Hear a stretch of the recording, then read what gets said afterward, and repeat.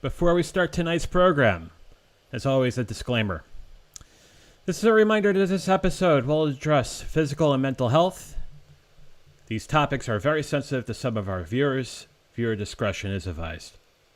We remind you to please consult your doctor, your mental health professional, your outreach group, your sponsor or specialist before adopting any change to your dietary, physical, and/or mental health regime. If you're looking for options to go down with respect to mental health, contact SAMHSA, the Substance Abuse and Mental Health Services Administration, at 1-800-662-4357. Again, 1-800-662-4357. The service is open 24 hours a day, 7 days a week, 365 days a year, and is a confidential, free information service for individuals and family members facing such stressors. Also, if you're feeling suicidal crisis or emotional distress and need to be put in touch with a crisis center, contact the Suicide Prevention Lifeline at 1-800-273-TALK. That's 1-800-273-8255. Or go to suicidepreventionlifeline.org. You can also text the word HOME to 741-741. These resources are also available 24 hours a day, 7 days a week, 365 days a year. And then, something that I've been talking about for the last 3 weeks, and it's worth mentioning yet again, because it's something that is near and dear to me, and something I am fighting through, as many Americans and many people in this world are dealing with right now. The National MS Society is a collective of passionate individuals who want to do something about multiple sclerosis now, to move together towards a world free of MS. Multiple sclerosis stops people from moving. The National MS Society exists to make sure that MS doesn't. To contact the National MS Society, please call 1-800-344-4867. Again, 1-800-344-4867. Or go to our website at nationalmssociety.org. And on that, let's begin.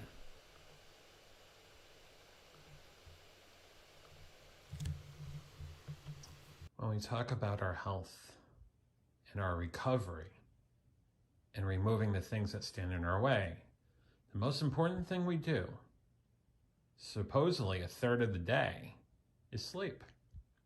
Tonight, we're going to talk to someone who is an expert with respect to sleep. And we're also going to go through your questions and comments in trying to answer the question, what is the importance of sleep and how much sleep we should be getting? This is The Venture Forward.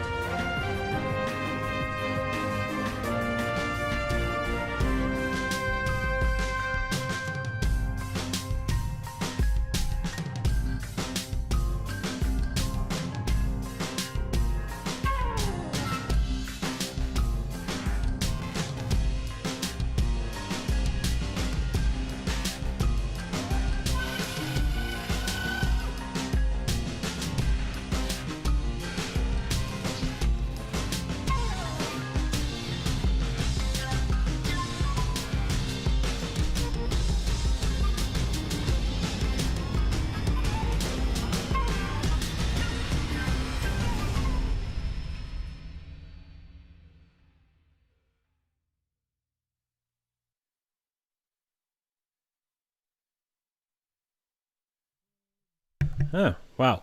Good evening, or good morning, or good afternoon, wherever you may be, and welcome. I'm John Venturini, a recovering addict of basically overeating, alcoholism, and compulsive gambling.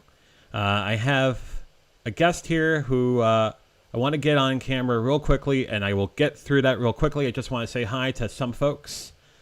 And this person will definitely not be in guest one. I will, you know what? I'm going to just get her on right now, in fact.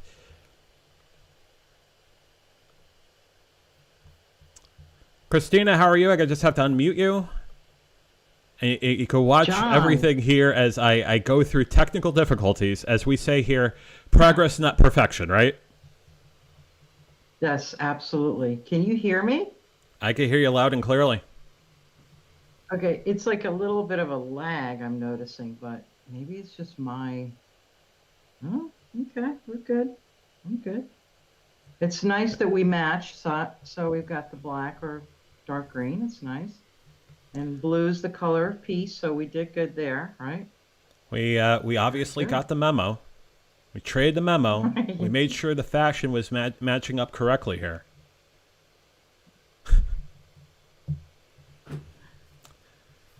Good evening to those that are on Facebook, YouTube, and Twitch. You can say hi to some of you right now. And then we're going to talk about sleep. Because, as I mentioned, sleep is something that should be 1/3 of our time. And yet, funny how many people don't do that. Jamie says, evening, folks. Evening, Jamie, good evening to you. Hope you're doing well. Mr. Haas, how are you? The host of Awesome Wood Things on YouTube.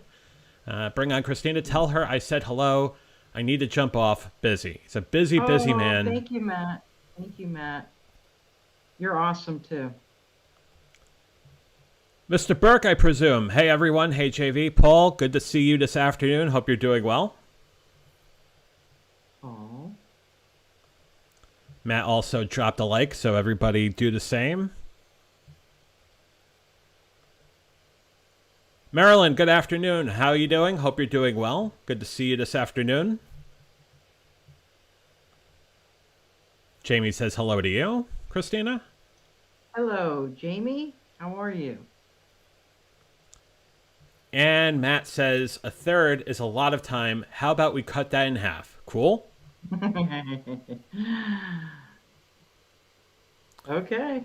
Is there a way to exist on only 4 hours of sleep if you did that every day? You wouldn't live too far. You wouldn't live long. I mean, you could, but basically your mind would not function. So basically it's not, you probably would not last too long. They equate that also to the amount of drinking too. Your blood alcohol level can go really sky high. So you get the same effects from sleep deprivation as intoxication. You know, drowsy driving, drunk driving, it's kind of the same thing on sleep deprivation. Yeah. Yeah. Ob joins us this morning by him. He says, I just woke up and had a good night's sleep. Good. He informed us that 7 hours is enough for him. Okay. Good and Ob basically continuing the same sentiment that Matt said. He wishes there was no such thing as sleep. Well. On the flip side of that, though, Jamie said she loves sleep, so this should be a great episode. Okay. You know, I'm the sort of person that loves sleep. I took it for granted when I was, a late teenager, especially in college, but now in my early to mid 40s, oh God, I'm getting old. I actually need sleep, and especially with the things that have gone on the last few weeks. Oh my God. Yeah. Your neurotransmitters. It's like almost as if it's like a firework, going off in your head, and you've got to ignite it, you need to have that restful sleep so that you're fired up, obviously, in the morning. But there's a lot of science behind that, and we'll talk about that later on. But neurons are amazingly healthy as you get longer sleep periods. So for adults, sleeping 7 to 9 hours is pretty good. That's pretty good. You don't want to go below 4 consecutively because that's the danger zone. But we'll talk about that. So you're saying Matt is putting himself in a danger zone? Yeah, I mean, there are times where people aren't going to get the ideal amount of sleep, but you don't want to consistently because your body will wear itself down and you're more predisposed to getting, problems with heart disease, diabetes, obesity, Alzheimer's, and now they're linking it to cancer. Mm. So sleep deprivation is not really good, and it's not a badge of honor like a lot of us think that, I've been up all night and I've done this project and that's great, but you don't want to continually do this because you're actually hurting your body by doing that. Um, you have to shut down for protein synthesis, which, myelin sheath, you know all about that, John, Mm-hmm. um, with Yeah. the brain. So that has a lot to do with regeneration of protein. Protein's the building blocks of cells. So you've got to have protein in your cells, and you have to have that for growth, your hormones, and ghrelin, leptin, all the satiety hormones for eating and feeling hungry. That all coincides at night too when you sleep. Mm-hmm. So all these things are affecting you. So it's amazing. The brain is amazing. I wish I could have been a neurologist because Mm. I'm fascinated by the brain. It's just got so much intense and things that we have no idea how many things are working together. In fact, I'll tell you a little bit later on about the pineal gland when it sees Mm-hmm. the light and what happens with that.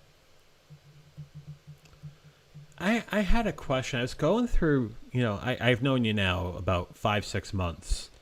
I Hmm. was always curious about how sleep became such a major thing in your life, but not only from a practitioner, but basically from an advocate, an educator. How did that begin? So I remember about 10 years ago, I started this crusade, if you will, on teaching people about sleep.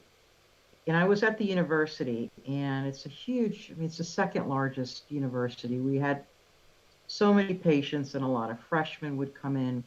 And a lot of these kids, I mean, 18, 19 to me are, they're students, but they're kids, they're young people, young adults, and they would ask me for sleeping pills. So I said, one thing will lead to another with addiction. But not only that, we have to find out why you're requesting it and why are you not sleeping. So I used to sit with them and actually go through a sleep diary, and we would talk about their sleep patterns and habits. Mm-hmm. And we got to the point where I would meet them every couple of weeks or once a month, and we would tweak it according to their lifestyle and things like that. And it actually had them get better grades. And so we did some research studies that showed their top three impediments in college. Number one was flu. Number Mm-hmm. two was the cold. Number three was sleep. And a lot of them think that they can just charge on, right? And not get their sleep because it's a badge of honor. They're Mm. freshmen, they're in college, they're not supposed to sleep. They're supposed to stay up. The longer you stay up, the more cooler you are, right? But I tried that, I remember in college. And I remember one night I did the no dose because I was studying for an exam, a nutrition exam, which I'm so bad at, right? So Mm. I'm up all night and I'm just like glued. And all I remember is going to the test and I totally went blank because my mind just shut off because I was up for like 24 hours. I'm like, who the heck can do that? So I remember getting failing the exam and I went right to bed the next day and I took the exam on Monday. I got an A because, Mm. I actually retained the stuff in my mind after I, slept for 8, 9 hours. But so these kids would come to me and they'd ask me, Christina, I can't sleep. I need some Ambien. I Mm. need some Trazodone. I need, whatever pills are out there. And first of all, you're wondering if I give this prescription to these young people, how am I impacting their life? Right. I'm going to make them much more addicted. So we went through figuring out what worked for them. And then I developed the sleep workshops. And I used to go to all the freshmen RAs in all the dorms by myself. Like after work, I would go and, bring them a pizza or something. And then they would listen. Otherwise, they wouldn't come in. And then, Gotta bribe them with pizza. Always. It's something, yeah, that's college students. Right. And so then it just took off. And a good night's sleep, our mascot was the knight in shining armor, right? So that's where that came from, Knight, a good night's sleep. And I remember that song by the Black Eyed Peas, Hmm. da-da-da feeling, Mm-hmm. ooh, we're gonna have a good night. So we Yeah. used to play that right before my presentation, I remember, and they're up there dancing. But it was really fun, and we made it a really very interesting and warm welcome for these students, and they loved it, and they took it home, even if they only got a piece of it. I didn't really care. I wanted them to get maybe one or two pieces of it. Mm. If they could grab on to establish a wake up time, establish a go to bed time, that was magic for me. That was the key. And we You did know, that because you don't need an alarm clock. as you're telling that story, there were some comments that came up that I want to bring up really quickly, in the sense that Jamie talked to the fact that college kids definitely do brag about a bunch of stuff on no sleep, right? So that Right. sort of badge of honor, as you were saying before. And then Ingy, good evening, Ingy, by the way, how are you? Procrastination and up all night, she is familiar. Yeah. Yeah. I think everybody in this audience has been familiar with this for one reason or another. Right. So my goal was to put sleep as a priority Hmm. in life. That's my goal right now. That's my mission. And I want to reach out to people that help others, like nurses or teachers or firemen, policemen. Those people give and they don't take care of themselves, right? But you have to take care of yourself because you Yes. won't do any good for anyone, especially as a nurse or a teacher, if you're burnout. Okay. So that goes with everything. And sleep, when you think about it, I want to read something to you guys. I pulled this out of one of my favorite books that we're going to secretly give away. I guess I could just say that. But I've got a couple of Secret's books been that, blown. Now everybody yeah, I knows. know. I know. I'm so sorry. I'm really bad at keeping secrets. So it says, we all have an intimate and unique relationship with sleep. Even when we fight against it, it's like an intense on again, off again relationship with an ex who's never moved out, right? Mhm. Sometimes it's healthy and it's supportive of everything we do while we're awake.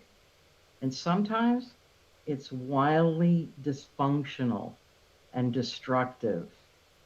So, to paraphrase, every unhappy relationship with sleep is unhappy in its own way.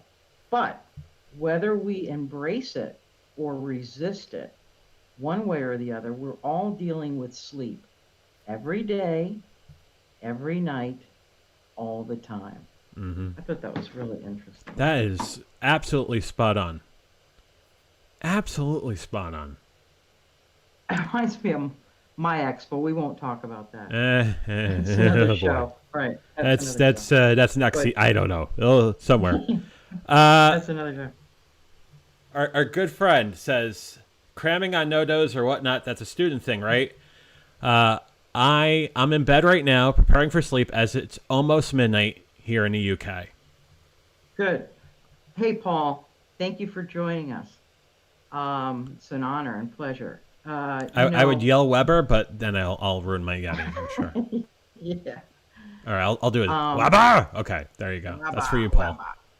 And then LT from But Utah says, "Hello, everybody.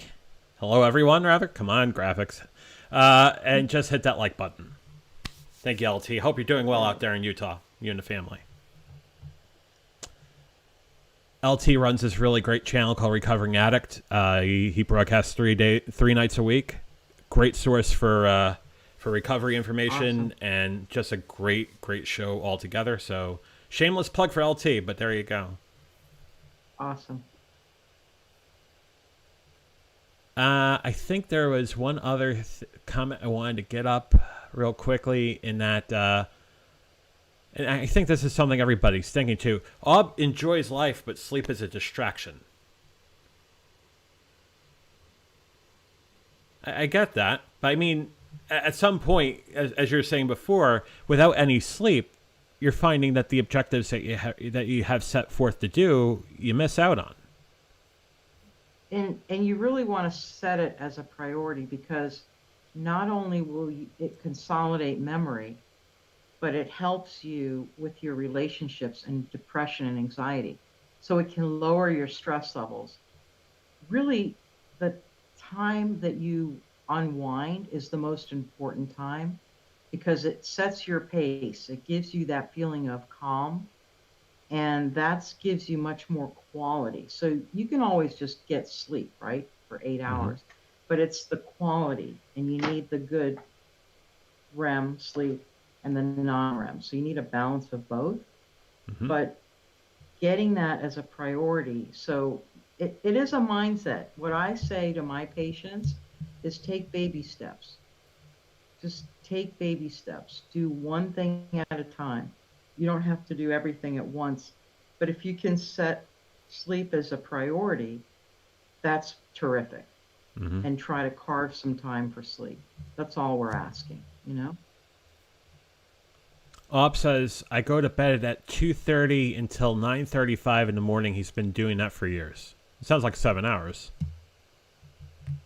The only thing with that is that the research shows you want to go to bed before midnight because that disrupts the sleep cycles. You have to have the good and the REM and the non-REM. And those are all 90 minutes long. They're 5 cycles. So you have to have the equal parts in that. Going to bed after midnight shaves off more than, instead of having the 7, you're really getting like 3 or 4. Quality. It's the quality. And it's because you're not getting the 90-minute true cycles. What happens to those that have to work like second shift or third shift, and they have just a normal, non sort of chromatic sort of, or non sort of normal sort of sleep pattern? They're sleeping during the day instead of overnight. I really don't think that that's a problem at all. I think, and in fact, I did some presentations to people like in housekeeping. You've got, stewards, pilots, people that have total, not, you've got red eye flights. Mm-hmm. And my brother's a pilot, and there's a lot of times where they have to rearrange their whole life. Medical students, surgeons, residents are up all night. Those are the people that are, surgeons. I mean, Mm-hmm. they call, you got to go. So it's important for them to try to at least get those 8 hours as they can. There's nothing saying that daytime or nighttime is equally better. The only problem with that, John, is light. Remember, we talked about melatonin and light, Right. and you need the light to stimulate melatonin so that you can set your circadian rhythm. So, with that said, if you have the night shift, right, and you go to sleep when it's light, make sure your room is dark. You got to make sure Mm-hmm. that it's dark.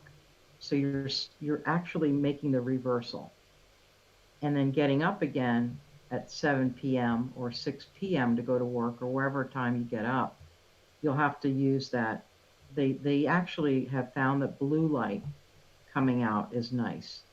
Mm-hmm. It's much less brighter than fluorescent. So basically, and I don't have it plugged in, so this doesn't really make a great example, but a device that looks like this, basically. Correct. Exactly. You could do that. And that's good for northerners too, when it's really no sunlight for a while. This is a device that is manufactured by Haivision. It's a natural energy lamp, but you could find many manufacturers coming up with something like this. It's LED. Yeah. This is basically you plug it into your USB port and everything, but I know on the darkest days, especially during the winter, it's come in really handy. Yeah. Helps with depression, anxiety. it gives you that pop of light and vitamin D, and it helps with your mood for sure. Couple more comments before we want to talk about a couple of more things that we talked about as far as sleep tips and sleep tactics. LT says, doing great. Thank you for sharing, Christina, and reminds us all that he needs to sleep better. Totally understand that. Jamie says, I make sure I get 8 hours. 7 is my minimum allowance unless something comes up. She also says, I Great. learned today that sporadic sleep cycles for women disrupt their ovulation. Absolutely. Hormones have a lot to do with women's health. And when you get older, postmenopausal women, and sleeping, that's a whole different genre and a whole different talk, because Mm-hmm. hormones affect everything in women. So as you get older, you need less sleep, but you got to get that quality sleep, what we talked about. Mm. So elderly, they don't sleep as much.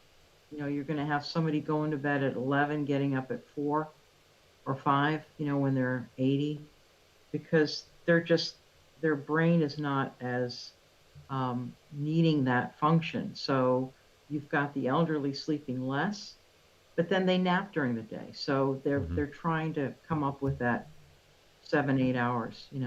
Infants need a lot of sleep. Mm. So each age group, there's certain age groups that need certain amounts, and they differ with the age group. Ingy takes calcium, magnesium, and vitamin D in the evening. Okay. Now, vitamin A, D, E, and K are fat soluble, so you have to make sure that you're getting vitamin D levels drawn. And also, it's important to know what your levels are. Usually, vitamin D levels, anything below 30 is considered low, and you Mm-hmm. should start with like 50,000 international units every week for 8 weeks, and then recheck your vitamin D level. So it's important to do that too. Mm. Um, you can get sunlight. I take vitamin D too, but as far as uh,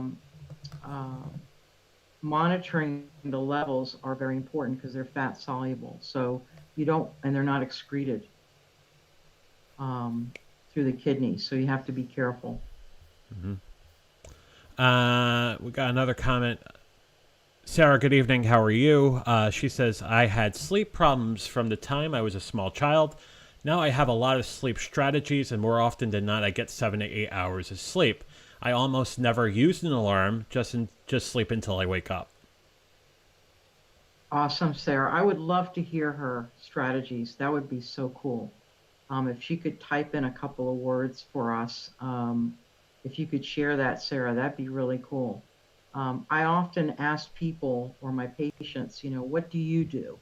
Because you can learn, you don't even need an alarm clock. I love that. I think that's awesome. And the more natural you can work it, the better for your health Mm-hmm. and for your mind and your body. Ob has a question. So, screwed up sleep and lack of sleep can affect your memory banks by any chance? Like, for example, be forgetful. Actually, memory's consolidated in sleep, and they're linking Alzheimer's now with sleep deprivation, myelination, demyelination. I'm sure MS too has Mm-hmm. some research that they're doing on sleep and MS. And what happens is, if you don't give your brain enough time to slow down and recharge, they will burn out those Mm-hmm. synapses. So yes, memory is important in sleep, and that's why you have to get that shut down time for your mind. Super important, because everything we've learned that day, we will remember and consolidate that night in our brain. So Right. let's say you're going to be studying a language. You're going to be studying that language all day long. If you don't get enough sleep, you're not going to retain that. It will be super hard for you to retain information. Or if you're studying for an exam, let's say, or Mm. you are trying to build something, let's say an architect, or use math or some type of science, it's going to be hard for you to redo and look at those maps and configurations. And you might slip up and hurt yourself or make a mistake. There's also, we didn't talk about this, John, but there's also a factor why I started this is for drowsy driving. And there's Hmm. so many people killed because of drowsy driving, especially young kids. You know, they're asleep at the wheel and they hurt and maim other people. And that, to me, can be preventable. I mean, when you look at Valdez, you know, that whole accident, the airplanes, a lot of pilots, or if you have Amtrak, they found that the guy was half asleep. Right. You know, those are scary statistics. The national, you know, statistics. NTSB. Yeah, and I looked at those and I'm thinking, how many of these? I think it's like 10,000 accidents a year Oh just man. because of drowsy driving. And I'm like, what? So we could prevent a lot of that. And if I can prevent one person from hurting others or falling asleep, I think that's a win-win, you know? Mhm. So drowsy driving is another safety issue that to me is near and dear to my heart, you know? Jamie had a couple strategies there. My strategies are stretching and meditation before bed. Haven't gotten to no alarm yet for waking up, though. I'll give you some tips, Jamie. Hang on. Sarah says, I have to quiet down for an hour or two before I go to bed. Sometimes I have warm milk and honey. Sometimes I take melatonin. Perfect. And if I wake up during the night, if I wake up during the night, I'll get the next one. If I wake up during the night and my mind starts going, I take Cafe Cruda, homeopathic. Very cool. That's really nice. I love that, Sarah. Thank you for sharing. I think this is so amazing, and I'd love to hear that this is actually helping. And we want to hear positive things. The more natural to me, the better. You know, I'm trying to stay away. Now, of course, I'm going to be honest with you, John.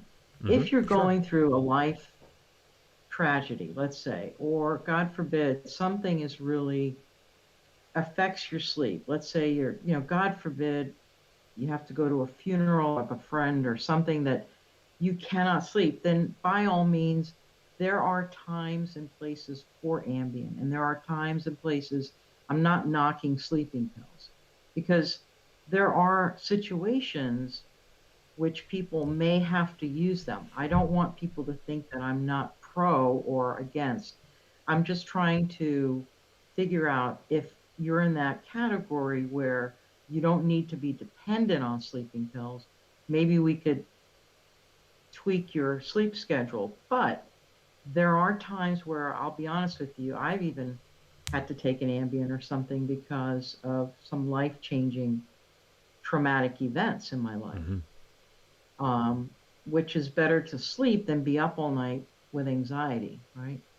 So I just wanted to share that because it's important people distinguish what you can do, you know. If it was a question about taking Ambien versus taking something like melatonin, though, what is the sort of what is the pathway for first recourse if you can't So sleep? melatonin is a hormone that's a naturally occurring, and that is it's very favorable. I believe we started taking 4 milligrams or 8 milligrams at night, and you kind of tweak that as you go along. But I have not experienced it myself, but from Hmm. my patient standpoint, they have experienced a really good, refreshing sleep. There's also people that love white noise, and that helps them, like a fan going, or let's say a river, or you know, crickets at night, right? Rain I on think that's leaves. cool. Exactly. You know, some sound, raining, you know, you know, maybe you have some pretty great memories from childhood from camping out and making s'mores and you hear the crackling of the fire. I Hmm. mean, you know, that can make or aromatherapy. They say lavender helps a lot with sleep, and I've used that on sleeping, you know, on your pillow or if you wear a sleep mask, you can use those. But yeah, melatonin is great. I promote it. I have no problems with it. I'd rather have somebody have a good experience with that than be up all night and miserable, right? Jamie says, I agree. I also have to stop with TV or electronics a half hour to an hour before bed to wind down. Perfect. She's right on target. We're going to talk about that, those tips. Yep. And Perfect. then before we actually go into slides, Ob had one more question. So the brain gets tired and sluggish and not being focused for the next day if you don't get a good night's sleep? Question? Correct. Correct.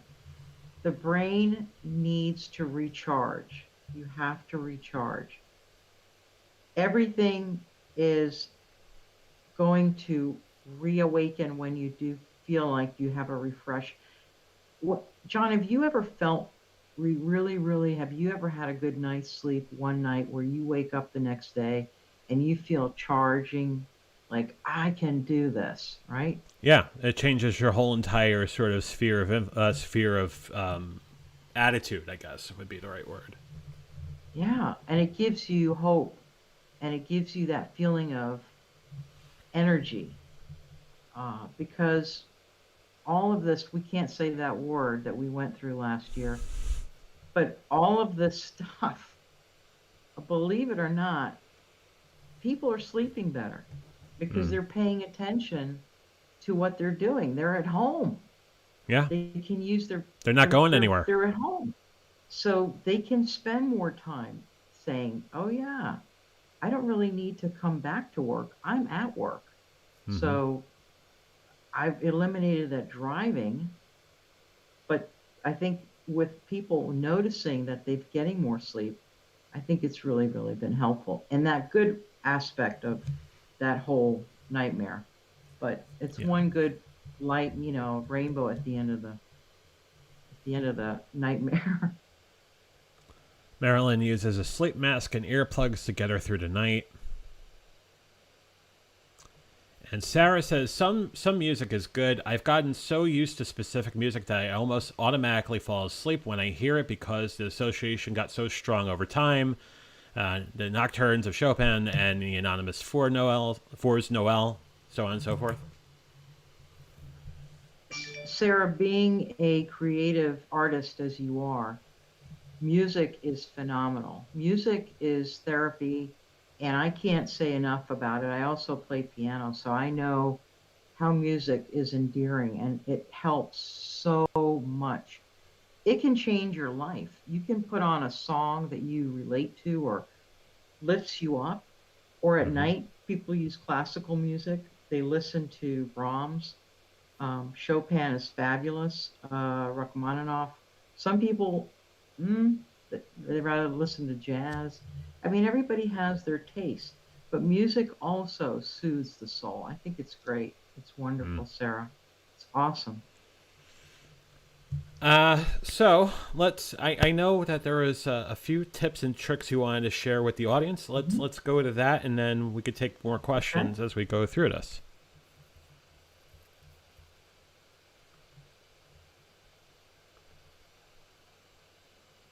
There we go.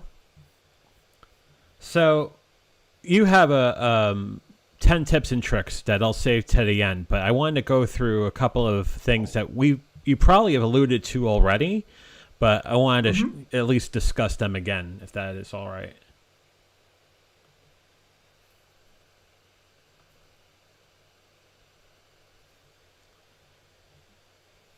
So this is basically I'll go back. my Sorry name, about that. my web. Oh, it's okay.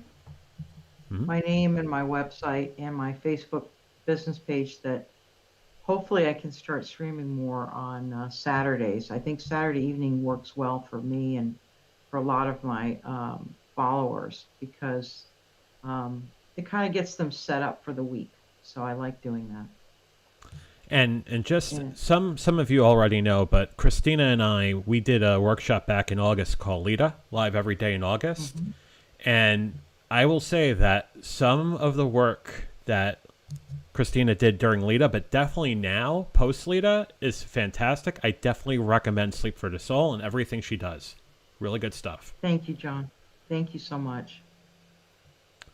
Thank you. Let's All talk to right. some of these tips and tricks. Now you say here, and I apologize for the size of the font. It's not an eye vision exam. I swear it's not. But Hey. can you talk about the essential function that is known as sleep?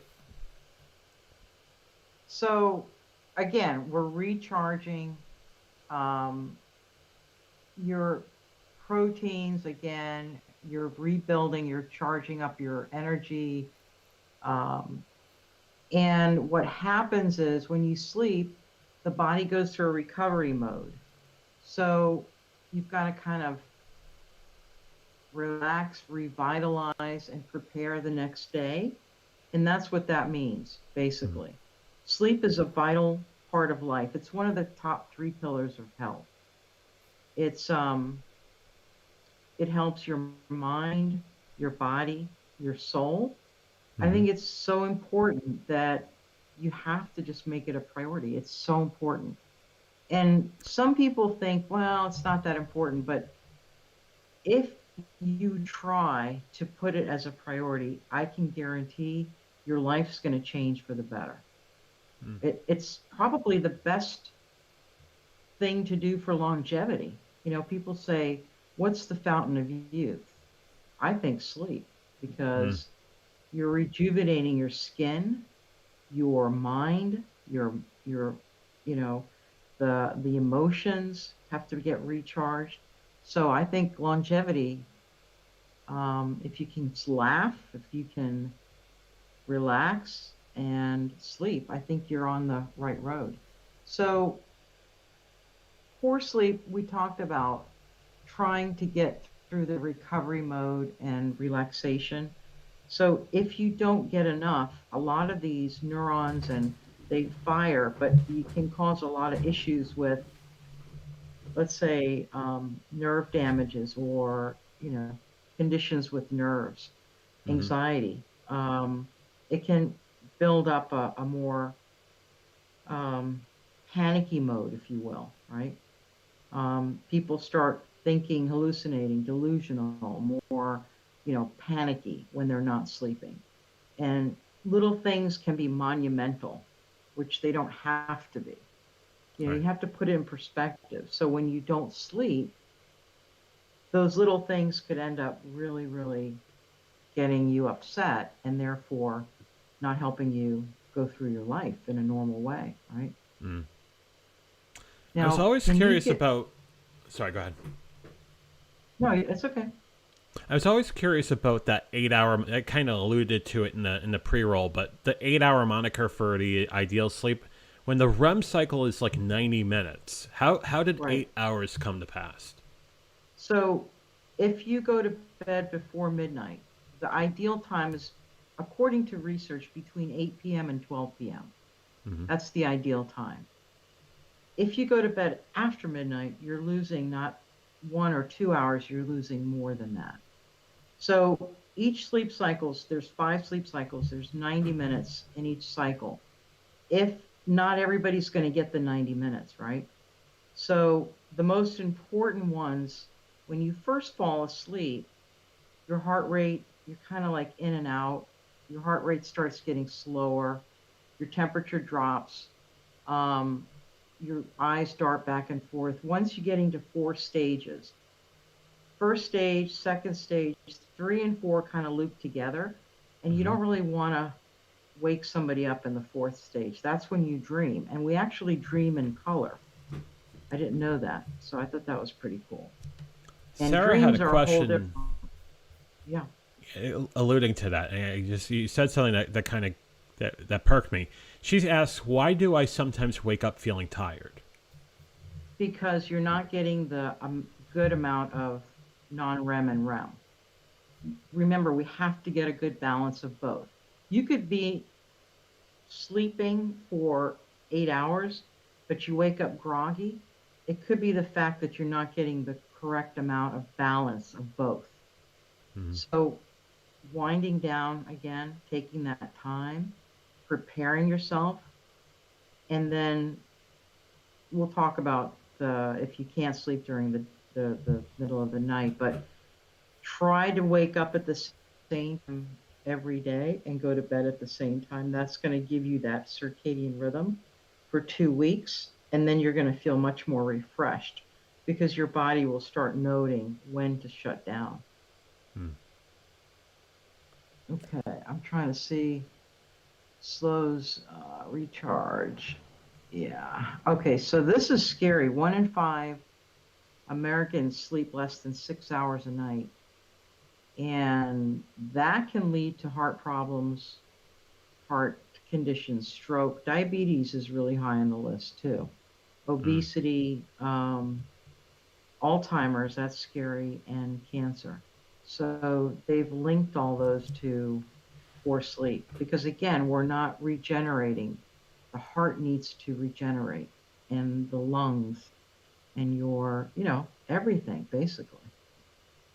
When someone's diagnosed with type 2 diabetes, how important is the advice of getting more than that essential 6 hours of sleep every night? And what do they do if they can't get the 6 hours of sleep? So, what I would recommend for them is obviously you have to talk with your physician because that's a very, very important point. Your sleep is linked to insulin, right? And insulin is produced. If you're not getting enough insulin or you already have a damaged problem with that, it can really wreak havoc on all of your organs. Hmm. So that your um, eyesight is directly linked to diabetes too, and circulation, right? So some people have restless leg syndrome, and that's another problem for sleep apnea. But those are some things that you can work on. With diabetes, you have to make sure you're getting enough insulin and you're getting the right medication with metformin or whatever you're taking. But that physician has got to know that your sleep is not to par Hmm. because that will also infect your blood sugar levels. It actually Your blood sugar level goes up when you're not sleeping very well. Hmm. And also, when you are up at 2 or 3 a.m., guess what you crave? Carbs, right? So you Right. go to the fridge and you get carbs and you load up, and that's where the obesity starts setting in. When you're not sleeping, you get the gallon of ice cream and watch reruns, right? So you've got to make sure that you're getting the proper sleep and not doing the carb run at 2 a.m. because that can trigger a whole different problem. Again, it's hormonal, Right. and that's an issue.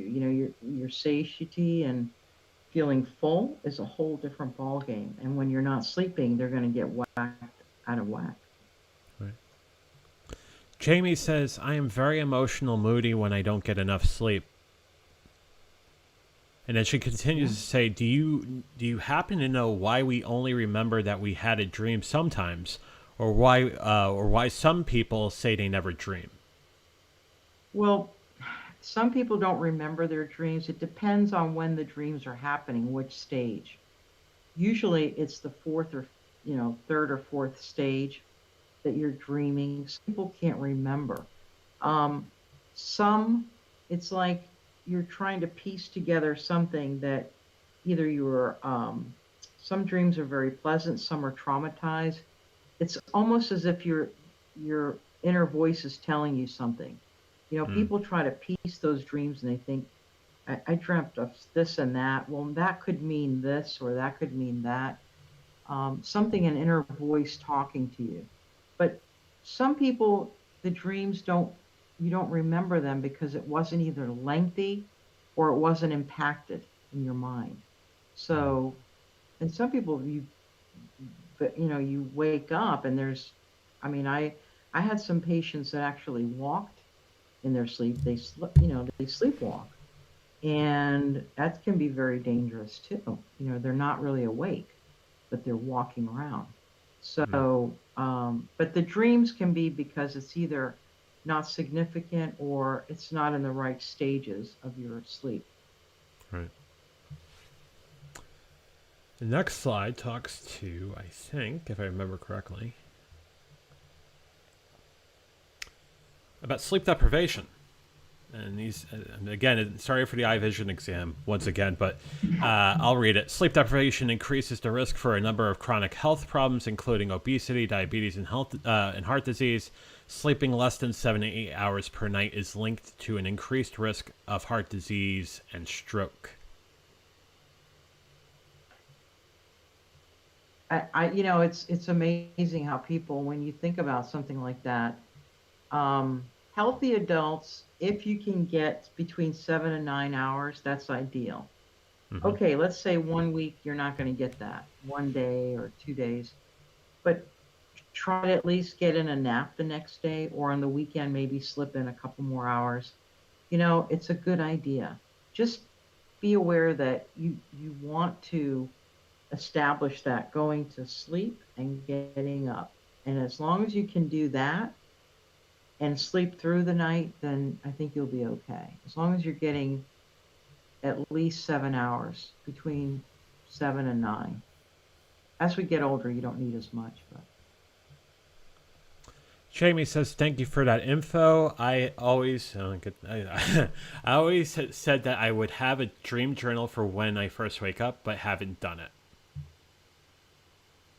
that's a really fascinating thing to have dream journals. I want to delve into that, into I'm reading about dreams right now and how actually why do we dream? It's actually helping our brains rejuvenate.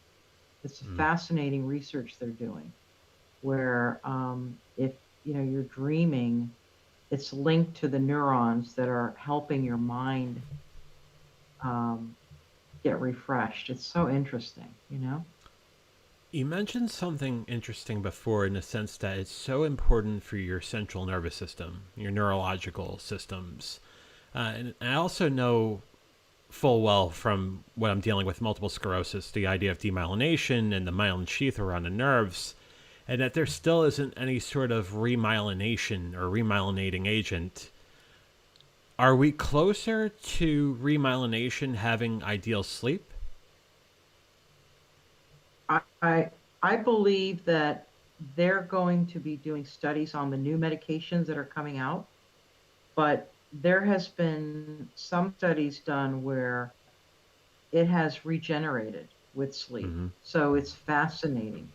And they're also studying astronauts not sleeping in space and seeing how their neurons and their brain, after doing an MRI on them, is seeing how that's deprived, sleep deprivation. Of course, they have other issues with oxygen and things like that. But they're doing studies now. I know a neurologist that has done studies, sleep studies, that are looking at people that are actually rejuvenating their myelin sheets, and they're Mm-hmm. using a lot of stem cell research, which is interesting too, with knee problems too and arthritis, where they inject the stem cells and it rejuvenates. It's amazing what's going on. I heard you mention a certain drug before in the discussion about diabetes, in the sense that metformin was being tested upon rats, and it was looked upon to have some identity of remyelination. Far from it to call it a Lorenzo's oil, so to speak, but Right. there was proof that it was remyelinating with rats that had multiple sclerosis. That's amazing. That's amazing. Metformin is a lifesaver for diabetics. It's been uh, it's been used for a while, and I know a lot of people that have probably wouldn't have been here Mm-hmm. if they weren't on metformin. But it does help with a lot of illnesses, and I think that um, the more we get research-based, projects done with the universities, I think it's going to really be eye opener for a lot of these illnesses. I'm hoping. That's Mm-hmm. my dream, is to actually find a cure. Wouldn't that be great? You know? Oh my God, it would be a blessing and a I half. mean, and I think it's just so close that people are learning. I think we should have known about the sleep issue a long time ago, but technology took us over and our busy lives, and everything has to be rushed. But now that we know better, we can kind of step back and say, hey, I want to live a beautiful life, and I want to have the best healthy life that I can and the longer life. Right. And sleep will do it. It's a magic. I think it's a wonderful um, thing to have It's one of for the things that my rejuvenation. neurologist was telling me about a couple of weeks back, 3 weeks back, when I saw him via telemedicine. And he reminded me that the landscape for demyelination and multiple sclerosis, sort of drugs and disease modifying treatments, it has greatly changed in 10 years. And there is a projected 9 to 10 drugs that is set to be released in the next 24 to 30 months to help modify the disorder of multiple sclerosis and demyelination, but potentially augment those disorders. So you're talking more than preventing relapses or flare ups or exacerbations. Now you're talking about eliminating the disorder or the disease entirely. Amazing. Hats off to neurology and to people in research. I support them wholeheartedly, and we're doing research now on sleep, and I can't say that word, but how that error of 2020 has impacted us as a society. And that's amazing research that we're doing now, because we're noticing how much it has affected the psyche, anxiety, Right. and people with immunity. The other thing I forgot to mention, John, is immunity. Your Mm-hmm. immune system has to be linked. When you have good sleep, your immune system improves. So Yeah. that's a really good key right there. Amazing. A foundation that is on the forefront of helping science and doctors and patients out with MS is the National MS Society.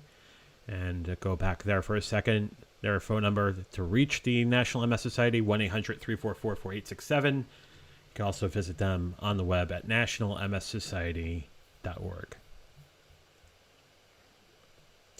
A couple more questions based on a few things. Christina said, oh, sorry. Sarah said, Mhm. that is great, Christina. Could you just quickly say those 5 stages again? 5 stages of she's talking REM sleep. about. So the first stage is when you are just kind of dozing off, right? And you're, I believe, I thought I had a slide on that, maybe not. Um, the second stage is when your heart rate and your um, temperature, your heart rate, your blood pressure, they start dropping, right? Your kidney function actually starts lowering. You start lowering your kidneys start, kind of quieting down. Your bowel movement suppresses. And I had a beautiful slide, and I should have brought it.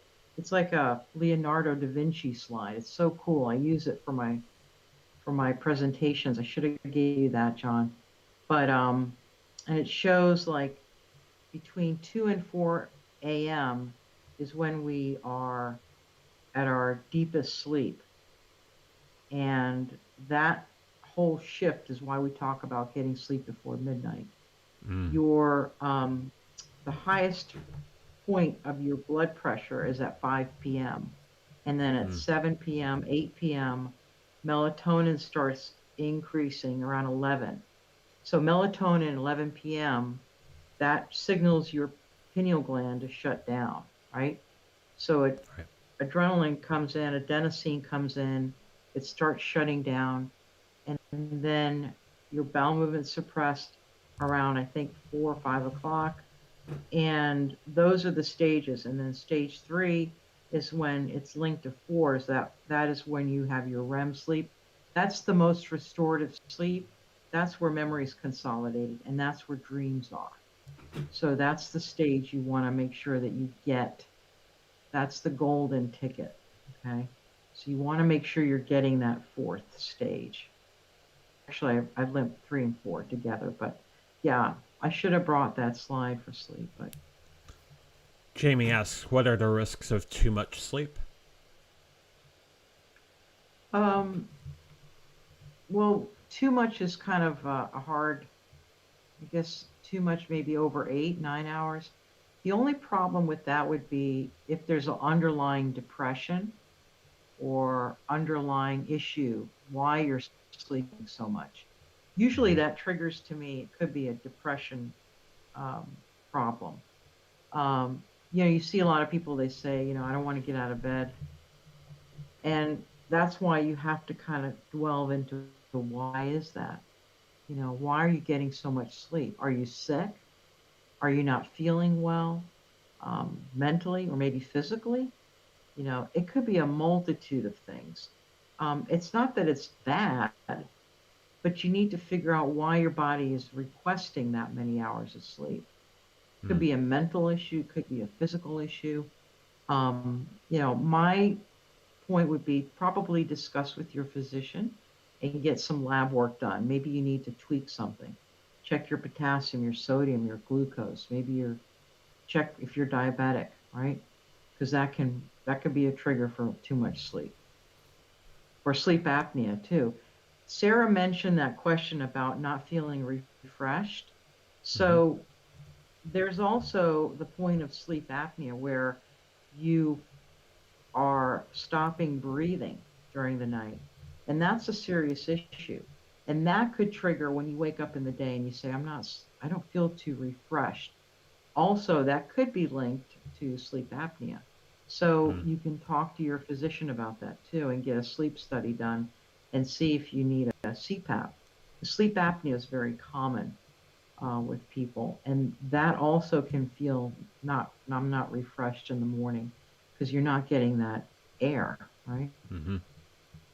I'm sorry, I missed the question on. Yeah. Hey, I jumped the gun on that one. Sarah also asks, That's okay.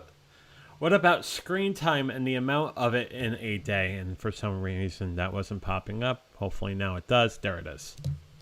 Okay. If you can go to the slides, John, I'm going to show you the Sure. tips, and we're going to go through those real quick. I think you got to keep. So 30 minutes, these are just some tips that we're going to go over. This is 30 minutes before bed. You want to unwind, and that goes with your computers, iPhones, tablets, everything. You want to shut everything off 30 minutes before you go to bed. So, first establish the go to bed time. Let's say it's 10 o'clock. Do an unwind ritual. My whole thing is you do a ritual an hour before. So, about 9 o'clock, you're going to put your PJs on, brush your teeth, do a little ritual. Have a nice warm shower or hot bath, have some nice tea. Chamomile is great. You can use lavender, whatever you like. Hmm. And shut off your electronics. That's number one. The other thing you want to do is you want to not have electronics in the bedroom because it's blue light. You don't want blue light in your bedroom. That and any night light because the pineal gland will see that and that light will mess up the cycles. So bedroom has to be dark, disconnect from your devices. And then the next slide, I think And if we you're going to charge your have, phone, you probably should charge it in another room, I'm thinking. yeah, and some people have their phone turned over. You don't want any light blaring from the phone, right? So blackout curtains work well, sleep masks work well. You want everything dark. Um, so an hour before, and then some people do like they put on sound, the white noise or their music. Hmm. Some people like wind down by listening to some beautiful tunes. Um, you've got to make sure that you're exercising every day. That helps with your quality of sleep. And you don't want to exercise 3 or 4 hours before bedtime. That's a no-no. And caffeine, you got to cut off the caffeine at 3 p.m.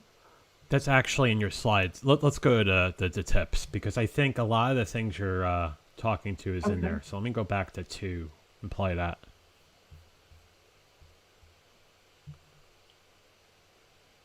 If it wants to Oh, that's right. participate. Yeah. Yeah. There we go. Mhm. Yep. 1 in Okay, we 3, huh? talked about 33 and a third percent. that's amazing. That's amazing. So if there's three people in this room, guess what? One of us ain't getting sleep. When you think about how many people have hopped on this live, there's six of us. There's two people that always consistent. You want to wake up, try to establish the bedtime. I can't harp that more. That's super important. So consistency every night and making sure you go back to exercise. I think there's a slide about it too, but 5 out of 7 days, 30 minutes a day at least. Exactly. Perfect. Yes. And then, okay, so the other tip is if you're tossing and turning, you don't want to do that. Let's say you're laying in there, and after 20 minutes, when you go to bed, get up and go to a room and start reading with a dim light. Don't go back to bed until you're nodding off. I don't care if it's 4 in the morning and you got to get up at 6. Oh, well, you're screwed. But the next day, you're going to feel much better going to bed Hmm. at the same time. But you want to signify sleep is bed is sleep. You don't want to be there tossing and turning because adrenaline kicks in after 20 minutes and you're not going to make yourself comfortable and you're not going to sleep. So let's face it, get up, go read in another room, only go back to bed when you're nodding off. That's a really good tip for people.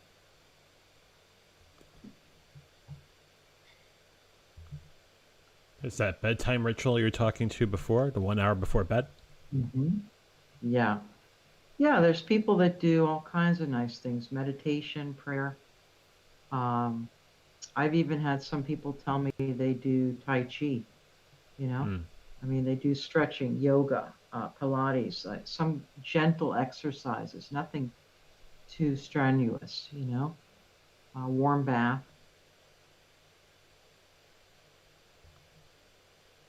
No And caffeine then after 3. 3 p.m. Eastern Standard Time. And then the That's, thing that Sarah says, to bring her comment up real quick, uh-huh. exercise during the day helps me sleep so much better, and no caffeine Yes. after noon. Sarah, you're a rock star. You know that? Sarah's a rock star. I love it. You're She's an right incredible on, rock star for Sarah. sure. Yeah, definitely. So no caffeine after 3.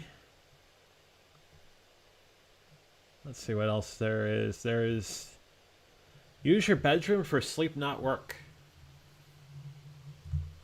Yeah, that's hard because now with that word, Mm-hmm. um, we are converting our bedrooms. But with the good point in that is you can have a removable desk or you could have something that's attached to your bed. What I mean is that you don't plop your computer on the bed Right. and your tablet and sit there and do all your work and then just put your head back and go to sleep. That's not the ideal way to do it. You know, It's all signify about bed, ritual, right? sleep. It's all about, and when we do this, a habit is 2 weeks. Well, you definitely won't even need an alarm clock. I can guarantee you. Your body will get so used to syncing those hours that it's going to be natural. You know, you'll start unwinding. Because The remember, thing the about longer you, the thing about sleeping and not working in that same place, I think I developed a routine and a schedule when I started telecommuting back 6, 7 years ago, where all my work happens in my office, but I make sure I never take my laptop upstairs to bed or wherever. yeah, good. That's exactly right. And then Jamie had a quick comment too. She says, I'm terrible about that. I study and do work in my bed, ha. I have very small Yeah. space. Okay, well, what you could do is maybe go separate from the bed, have your desk near it. You don't have to be in the bed, is what I'm saying. Hmm. So you want to kind of be separate and have that separate space so that you finish your work, but you're going to sleep, and that's a different story in your mind. Sarah says, Christina, it's because I was an insomniac for so long. I think I was sleep deprived for 50 years. It's probably shortened my lifespan a lot. And you know, a lot of creative people have this issue. They have a lot of insomnia, and creativity is so, it's so important for people that are super creative to get sleep. So I'm glad she's realizing that, and she's doing much better because thank God she acknowledges it, and she's giving it a priority, which is super. You know, Mm. I I'm proud of you, Sarah.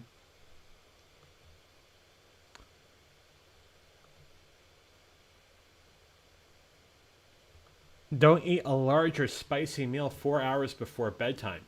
Big meals bring on indigestion. So what happens with the gut is that you're not going to be happy if you're going to be eating something really spicy. And closer to bedtime, your gut is going to be fighting for it to work while you're trying to fight your way to sleep. So you don't want to compete with your gut. And oh, something light, but try to move it a little bit further back if you can, or go to bed a little bit later. That's okay. Going back to the previous point, Sarah says that her insomnia was trauma Trauma. related. Yeah. Sorry about that, Sarah. And I'm hoping that things are much better. And there's so many people or survivors out there that we get so strong, and there's a lot of strength in that, learning from those traumatic events. But I'm glad that sleep now will be rejuvenative for you, and it will help you. And it really works for depression and anxiety and all those issues. It really helps put things in perspective, you know? Mm.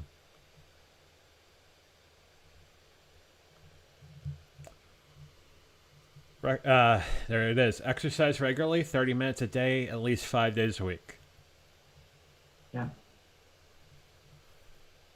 It really works. It really helps a lot. Clears your mind. And Time then your timing naps. your We naps, talked 20 about 20 minutes. minutes. Yeah, 20 minutes. If you do longer, it's okay, but they don't recommend it. You get that more quality, the jolt, if you say. Some people even drink an espresso right before they do the 20-minute nap, which is crazy. But I've never done it, but a friend of mine did it, and he said it was fabulous. He never So I slept more. can't, I really shouldn't be doing the Americano before I do a nap.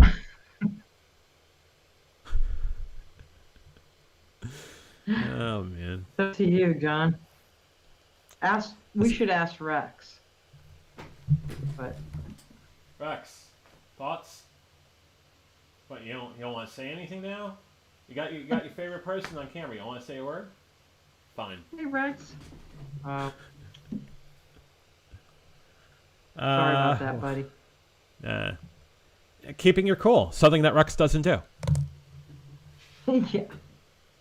So between 60, 67 degrees, that's pretty good. I like that. That's a good temperature. There's been a lot of research done where people sleep much nicer. And, some people like it hotter or colder, but I think that's ideal is what I found in the research. Stubborn Rex, yeah. I think there's one more. Yeah, I think so. Yep, there it is.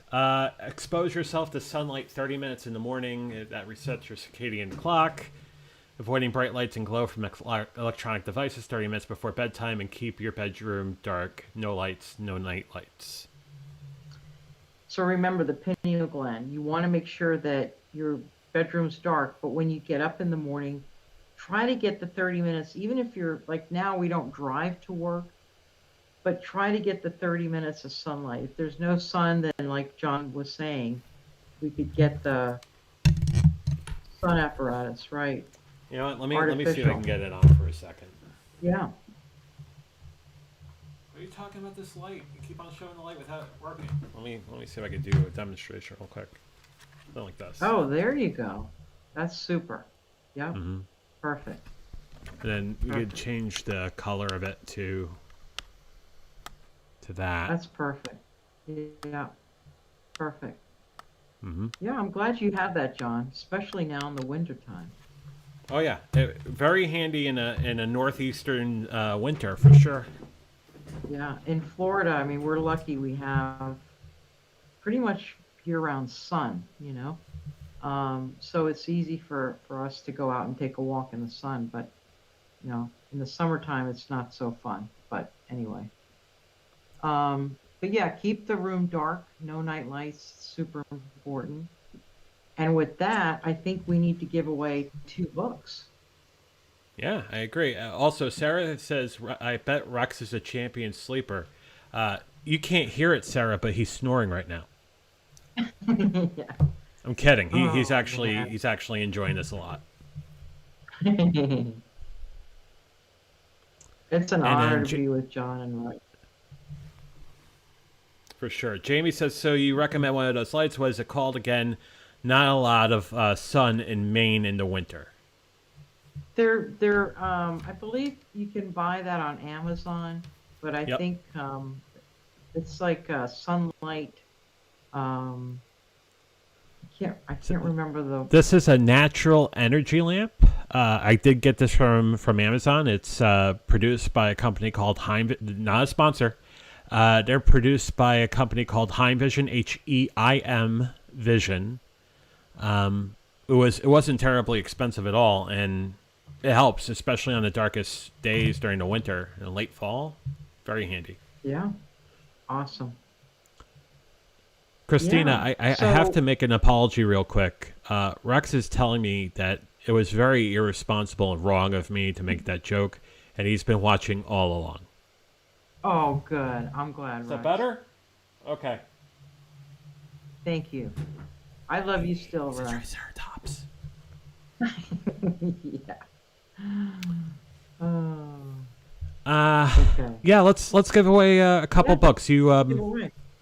So I actually got this from Mariana Huffington, and I'm not promoting her book or anything, but she was doing a tour a couple years ago with colleges, and she kind of knew where I was with my sleep workshops. So she, her assistant, sent me a bunch of these books, and they're pretty interesting. It talks about what to do, what not to do, tips and tools, techniques.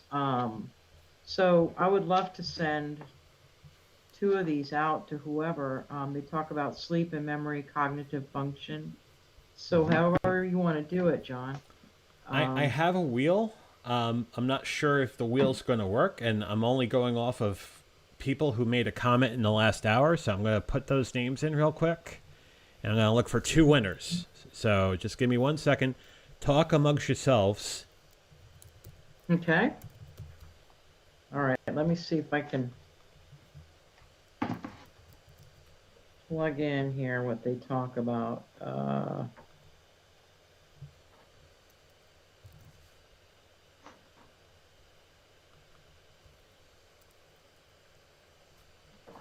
Yeah, we didn't even touch on athletes and sleep. They're really Hmm. trying to crank that into the different sports now with baseball and football. In fact, I remember I did a presentation for the UCF football team. That was amazing, where these guys weren't sleeping, and the coaches are using sleep as part of their routine to win better because they're focusing better. They're noticing that how to master their sleep, um, and they're making sleep a profound importance in their life. So it's incredible. Um, I Let me think I see must have everybody. here. Hang on 1 second. So we were talking about the nature of our dreams. Depends on what part of your sleep cycle you're in. So I remember Sarah or was mentioning about, the later in the night the dreams occur, the more bizarre and distant from reality that they are. And neuroscientists discovered a correlation between content of our dreams and our brain activity. So It's called a dream reading machine of sorts. So they actually did a study with an MRI scanner and they described their dreams after they woke up. The researchers categorized the dream reports into groups like male, female, food, book, furniture, street, building. Correlation between the dream content and the brain pattern was so strong they could predict 80% accuracy which of the 20 categories the patients dreamed about by looking at their brain activity. So that's so interesting. Some dreams occur over and over again. Common themes are falling, or failing or missing an exam, being chased, finding yourself naked in embarrassing situations. Oh, great. And this is a most common recurring dream, being late. Being late. It's interesting. Like late for a meeting or late, you know. It's amazing how many times we have those sort of frantic dreams. Let me share my screen. I should have all. These are all the names of people who said something during the program, and I'm gonna go give it the spin for 2 winners. You want to show the book real quick? Cool. Yeah.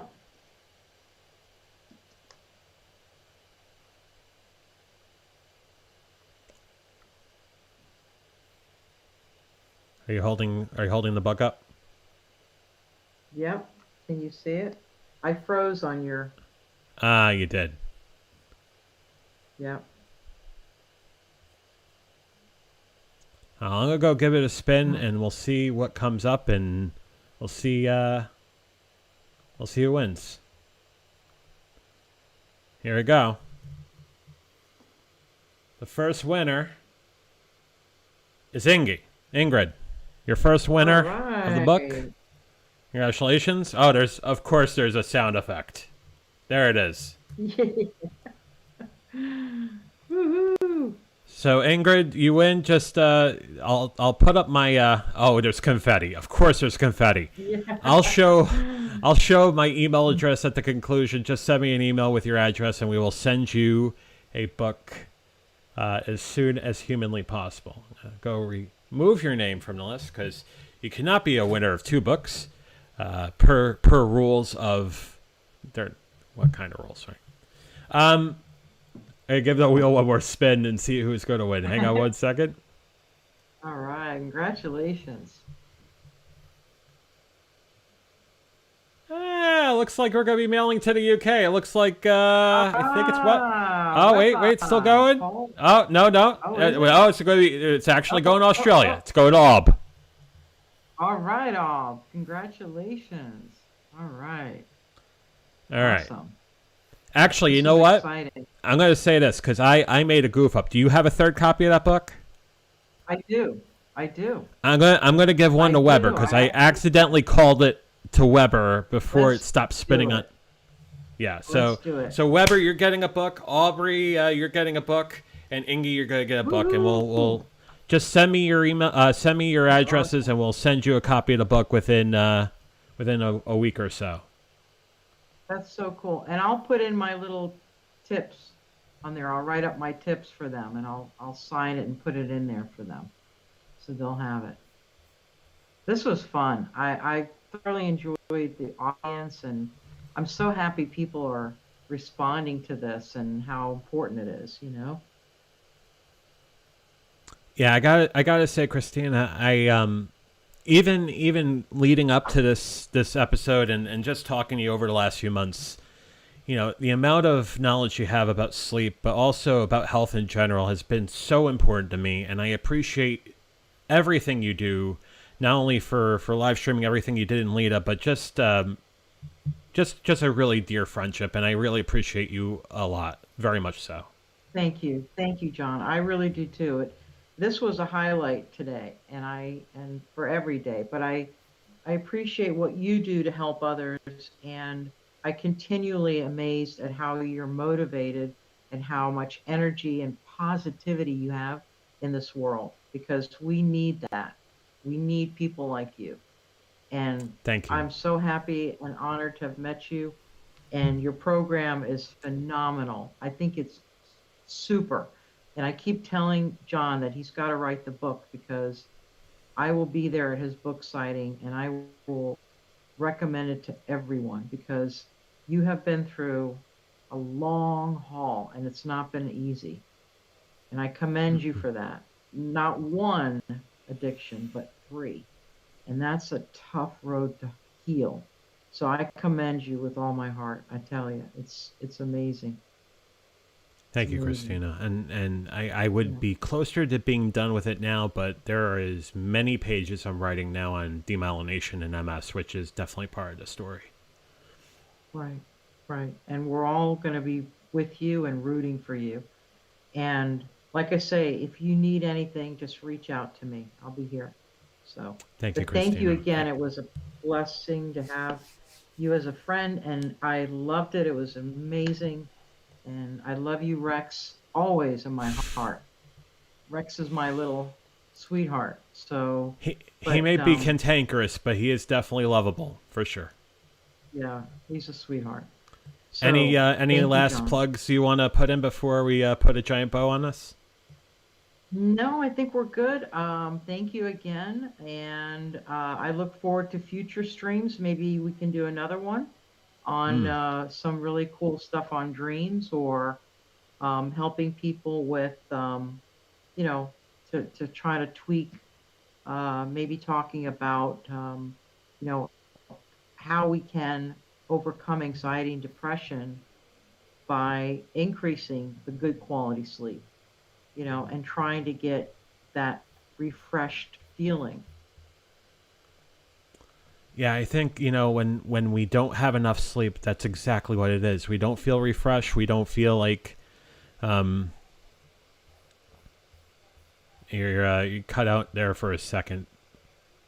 Yeah, I think I was freezing. Jamie had a question in that, do you have a YouTube? I don't use Facebook. I'm going to be developing my YouTube channel shortly, and I will let her know for sure. I would love to have Jamie join in because she is sounds like a really intelligent, great person, and I would love to have her share her thoughts on sleep. That would help us a lot.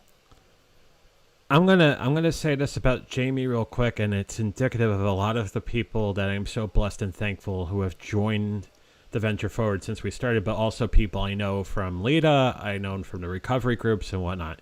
All of you are incredible people. I am so blessed and thankful to know all of you, and I love you guys dearly, and I'm glad you're here every Tuesday, Thursday, and Friday night. And seriously, you guys are amazing, and I thank you big time.